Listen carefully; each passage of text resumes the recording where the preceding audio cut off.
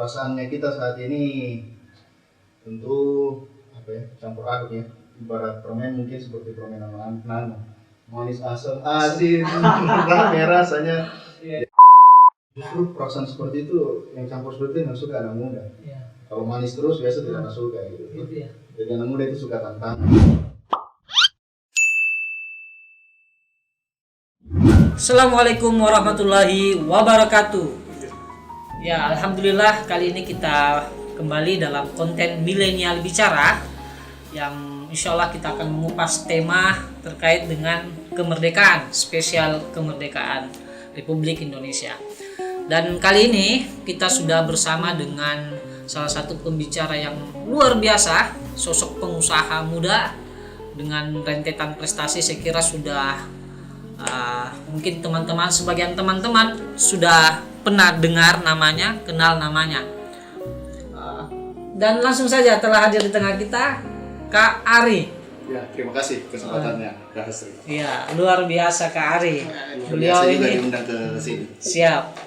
Beliau ini saya kira sosok pengusaha yang masih muda, kemudian juga sosok termasuk organisatoris, termasuk pernah menjadi penggerak mahasiswa mungkin ya untuk bidang ekonomi Islam.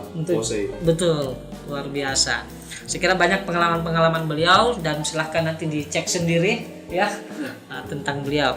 Nah, mungkin kali ini terkait dengan konten kalau kita di Makassar terkait dengan persoalan pandemi, apalagi di tengah-tengah pandemi ini Kak Ari. Gimana ini menurut ini Kak Ari, kondisinya ini di tengah pandemi, apalagi terkait dengan kemerdekaan, rasa kemerdekaan itu kira-kira seperti apa yang dirasakan oleh pengusaha kita ini? Nah, mungkin Kak Ari bisa kasih sedikit jawaban singkat mungkin yang soal perasaan itu. Ya, perasaannya kita saat ini tentu campur aduk ya.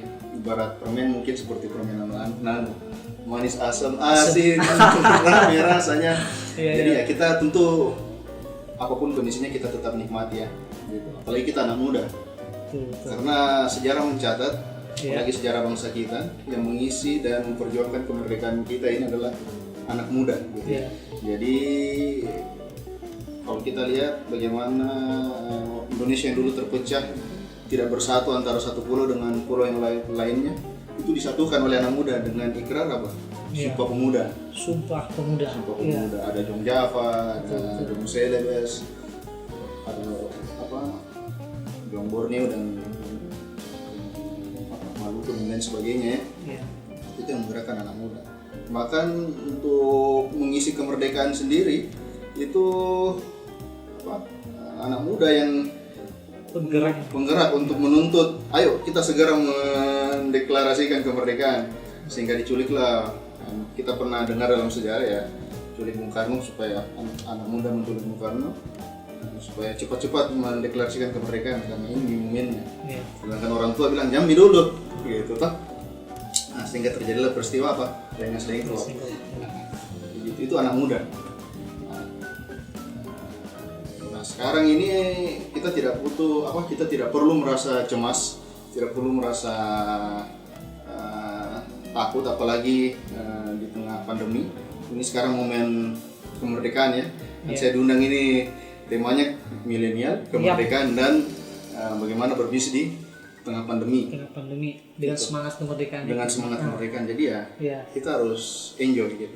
Kita mau lihat pandemi ini dari sudut pandang apa? Sudut pandang yang merugi atau sudut pandang yang justru karena ada pandemi ini saya bisa banyak untung gitu ya.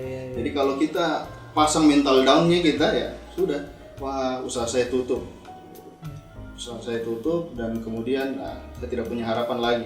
Tapi tidak ya, bagi anak muda justru pandemi ini adalah kita dibangun challenge-nya kita untuk bisa lebih kreatif lagi gitu. Seperti itu, dan anak muda bisa lewati itu. Seperti itu. Tapi kalau dari perasaan itu tadi campur pesimis, campur realistis, ada yang betul-betul optimis. Nah ini gimana nih? Apa melihatnya ini kok realitas seperti itu? Justru perasaan seperti itu yang campur seperti itu yang suka anak muda. Kalau manis terus biasa tidak suka gitu. Gitu ya. Jadi anak muda itu suka tantangan. Betul sekali, luar biasa. Baik, kita lanjut. Ini ada beberapa pertanyaan yang disiapkan ini Kak Ari. Nah, terkait dengan tadi perasaan yang muncul. Nah, ini kira-kira realita tantangan yang dihadapi anak muda ini seperti apa di era pandemi seperti ini? Jadi kita harus melihat ini secara lebih luas ya. Iya. Kalau kita menganggap ini pandemi, mohon maaf, kayaknya sudah lewat nih masa pandemi. Betul. Nah, contohnya ya, ini bukan pertama kali terjadi pandemi yang besar seperti ini. Jadi kalau kita lihat sejarah juga, itu tahun 1918 pernah ada pandemi influenza di Spanyol. Iya. Memang tahun itu pandemi. Dan apakah influenza itu hilang? Iya. Tidak kan? Gitu. Bahkan sampai sekarang orang influenza, bahkan menurut pernah saya baca suatu artikel, ternyata influenza itu virusnya bermutasi setiap 2 tahun kalau tidak salah, dan setiap 2 tahun itu ya butuh inovasi obat baru untuk menyembuhkan itu influenza katanya. Saya juga kurang paham seperti apa. Tapi yang jelas pandemi itu sudah lewat dan kita bisa hidup sampai sekarang juga dengan berdampingan dengan influenza. Jadi ini yang harus kita pahami. Sekarang ini kita sudah mungkin yang dideklarasikan pemerintah sekarang itu ya kita masih masa pandemi itu. Kita lihat di berita-berita kan. Tapi kalau kondisinya di masyarakat seperti apa? Yang Kak Asri lihat sudah normal ya. Ini yang kelihatan. Ada yang normal, bahkan ada yang sebutnya abnormal ini Kak Ari.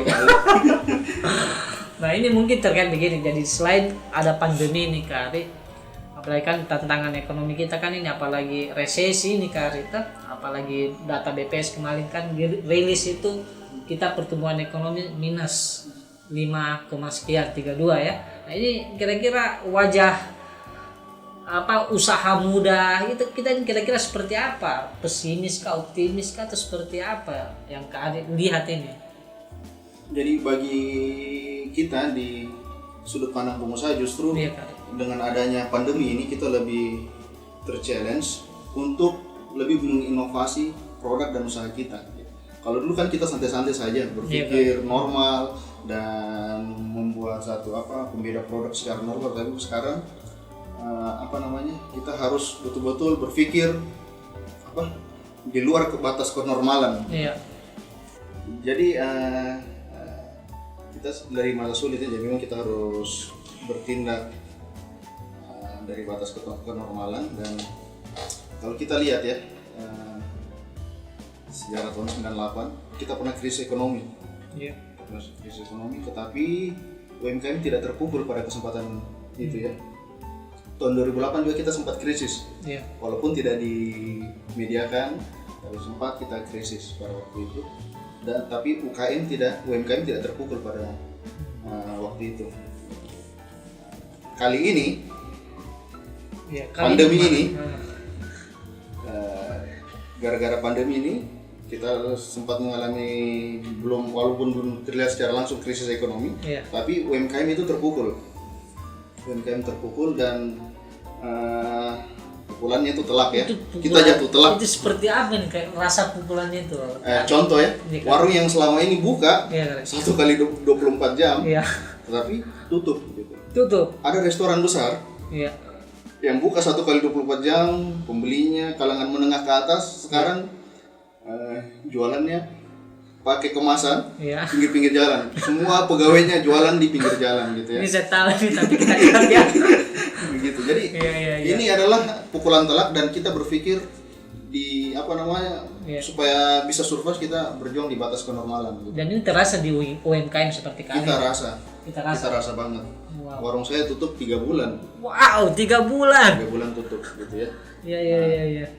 Jadi corona ini menyerang 2 hal. Yang pertama adalah market behavior, perilaku customer, dan yang kedua adalah daya beli. Gitu.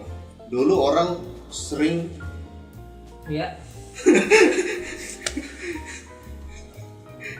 dulu orang sering jual beli di warung, belanja di mall gitu. Sejak adanya pandemi, sejak bulan 3 kita dianjurkan di rumah, stay at home, work from home ya, walaupun tidak semua bisa kerja di rumah dan tidak semua orang bisa nyaman ada di rumah. Gitu. Mungkin kalau orang-orang yang yang kalem, yang introvert mungkin ya, mungkin bisa betah gitu, bisa santai. Kalau kayak saya yang extrovert begini, Iya. 1 minggu ya kita senang ya di rumah. Jadi Tidak sempat boleh, di tapi- rumah juga ini kan. Iya, kita sempat di rumah. Iya, Jadi seperti itu. Jadi karena kita seringnya di rumah, Iya. seringnya apa? Online ya, Online. online. Sering lihat iklan online, Ya. gitu. Jadi belinya secara online gitu. Jadi perilaku itu yang berubah. Gitu. Latihan apa namanya? Jadi selama 4 bulan ini Pembiasaan. karakter atau perilaku customer itu Iya. dilatih untuk berubah dari offline ke Online. online. Jadi kalau dulu mungkin persentasenya kecil orang yang belanja di online, tetapi semenjak bulan 3 ke bulan 7 itu ya, mau tidak mau orang Via online. via online gitu. Karena Iya. ya pasar butuh sepi, ada anjuran apa namanya kita jangan keluar, PSBB Iya. seperti itu gitu. Nah, jadi memang kita harus kalau kita mau usaha bertahan Iya. di tengah pandemi dan via pandemi, karena karakter atau kebiasaan masyarakat sudah mulai berubah sedikit demi sedikit Iya. dan dipermantap sejak adanya pandemi kemarin. Ya itu kita usaha kita harus ikut Iya. juga Jadi dari Online. offline menjadi online. dari ke online. Kira-kira inovasi seperti apa yang mesti yang dilakukan oleh pengusaha muda ini, kira-kira seperti apa?